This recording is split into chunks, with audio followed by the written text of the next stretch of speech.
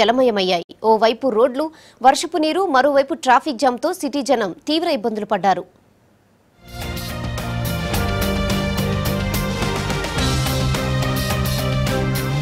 హైదరాబాద్ నగరాన్ని భారీ వర్షం ముంచెత్తింది. ఎడతెరిపి లేకుండా కురిసిన వర్షంతో జనజీవనం అస్తవ్యస్తమైంది.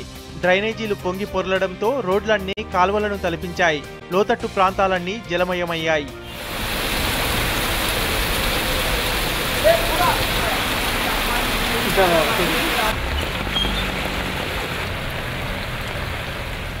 దిల్సుఖ్ నగర్, పంజాగుట్ట, అమీర్పేట్, ఖైరతాబాద్, కుకట్పల్లి ఏరియాల్లో వర్షం పడడంతో ప్రయాణికులు తీవ్ర ఇబ్బందులు పడ్డారు.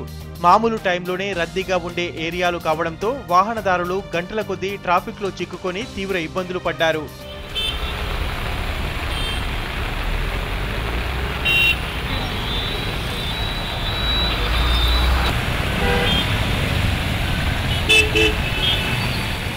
రాత్రి కురిసిన వర్షం జనాన్ని ఉక్కిరిబిక్కిరి చేసింది.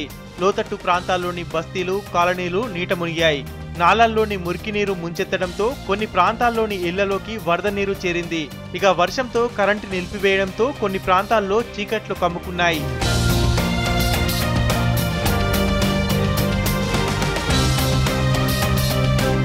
రోడ్లన్నీ కాలువల్లా మారడంతో ట్రాఫిక్ స్తంభించిపోయింది. మెట్రో పనులు జరుగుతున్న చోట వందల సంఖ్యలో వాహనాలు కదలలేకపోయాయి. ట్రాఫిక్ను ఆర్డర్లో పెట్టేందుకు పోలీసులు తీవ్రంగా శ్రమించాల్సి వచ్చింది.